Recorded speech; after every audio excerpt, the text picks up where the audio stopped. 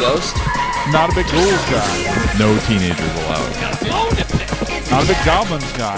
Pronto nugget thing that he said. Dang. Maybe he needs a drink. What's going on with this show?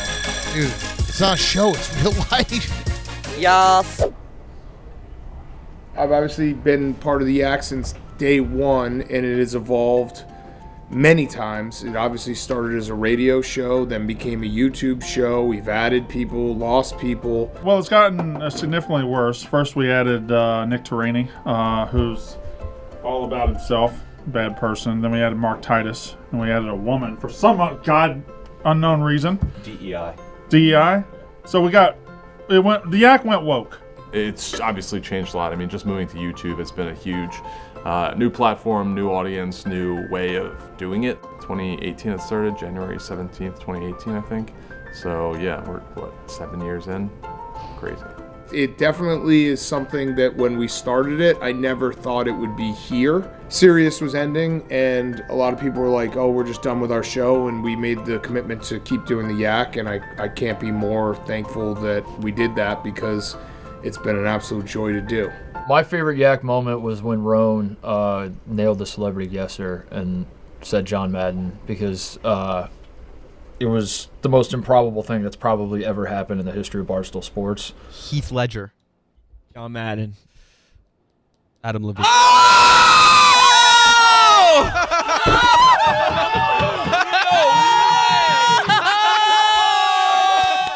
I was a Yak fan before I was on the Yak, and I was watching live thinking this is a very stupid premise, but it was funny just to watch Sass say Denzel Washington 1,000 times. Denzel Washington. Denzel Washington. Denzel Washington. Oh! And then when Roan actually hit John Madden, I lost my mind just like everybody else did. The hijinks in LA Super Bowl week, that comes to mind. Maybe because I was so drunk. Oh, here comes KB. Oh, he's getting assistance. He got security.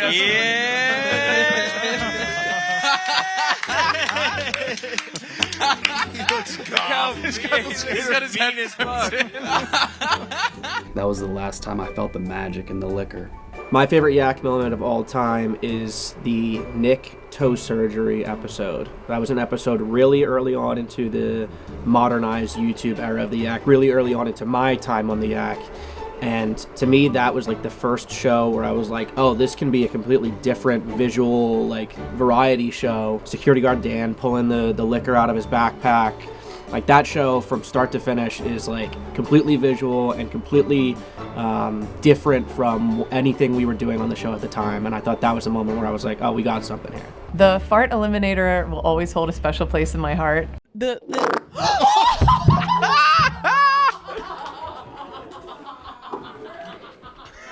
the fuck was that?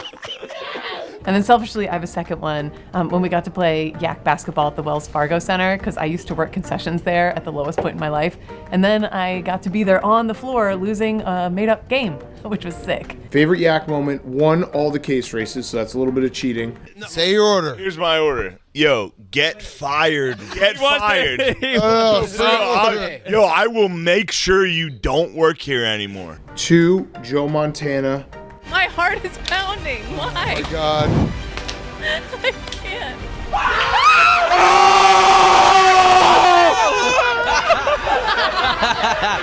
KB's Wild, the Ruth Bader Ginsburg. No, wait, what's it called? The Rubik's, whatever, Rubik's Cube, whatever the fuck the thing we were doing. But the Joe Montana catching the peanut M&M was awesome. 3, KB getting wet like 10 different times on one day. It was the first time Greedy Wheel was around, and you had to get wet if you were greedy for a draft. That sentence makes no fucking sense out of context. It was the hardest I ever laughed. I almost fell out of my chair. Everybody was dying, and every time he would walk back into the room, his shirt would get progressively longer because it was getting more and more wet. And every time he turned the corner, he was wetter and shinier, and it just got funnier and funnier and funnier and funnier. It's the hardest I've ever laughed in like a 30-minute setting.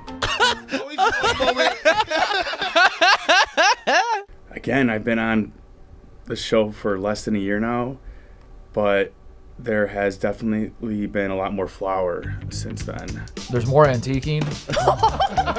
There's more mousetraps. Oh, my neck! shit like that, I guess. I feel like the jackass part of the yak has been turned up a little bit. Basically, more than anything, the yak has given me another chance to be like, hey, I'm 40 years old, but I'm never going to grow up. And I'm going to keep being, you know, like a middle schooler hanging out with my friends at the cafeteria. We're like the South Park dudes. The seasons change, but we're always in the 4th grade. And Kyle's biceps are exceptionally big for a 10-year-old. It's a weird time in the world right now, and to be able to have a couple hours each day where I'm just focused on laughing with my friends and coworkers and people I admire. It's like a dream. It's 2 hours a day I get to hang out with like my closest friends, which is super sad to say, but true. Every day I come in and I tell my wife before I drive in for work that I might be pissing my pants today, and we might have the governor of West Virginia on the show. It means chaos. It means unpredictability. It means you gotta keep your head on a swivel at all times. I like to be someone who's prepared. There's just no preparing for the yak. You know, even if there's a special yak day coming up, like a draft, you still never know if you're gonna end up eating someone's underwear or not.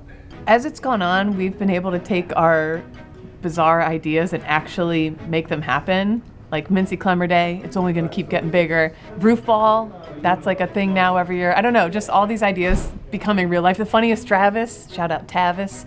I don't know, making the ideas come to life more and more every year is cool. The Yak is a show that I watched as a fan before getting involved in and committed myself to, and has given me like an unbelievable opportunity to work in this insane environment with these awesome people in this amazing city that I never would have like had a chance to move to probably had it not been for the Yak. I'm married, I have 2 kids. We wouldn't be living here in Chicago probably if it wasn't for the Yak. So, I mean, the Yak has changed my life for the better. It's been an incredible journey. It's changed my life. I've got to meet a lot of good people outside of the office walls, you know, that watch the show, that love the show. They've shown a lot of love. Like what I said before, this is a dream, and it's because you're hanging out with us every day. Whenever people DM me, the first thing I say is like, thanks for yakking with us, because it does feel like you're hanging out with all your buddies. I mean, it wouldn't be a show without an audience, and they've like become a member of the show themselves. We use chat a lot. The guys that like, when we have the debacle with Sporkle, they make their own Sporkle. When we have the Brandon countdown calendar, like they make that, and it makes it a really cool community. It's just really cool because I think that we've become part of people's day, and that is like the ultimate compliment that I can ever get is when people say like, I basically just love hanging out with you guys every single day, and I make it an appointment, whether I'm at work, working from home, at school, wherever it may be. So I really, really appreciate the Yak fans, and they've been ride or die with us. So thank you from the bottom of my heart. I was gonna try to fart. I was gonna try to end that with a fart, but yeah, didn't have it. Let's keep going. I know it's 1,000. Let's do 1,000 more. Stick with us, and lots more plans. It's only gonna get bigger from here. And 10X, thanks for watching. I have 2 final words. Hells bells!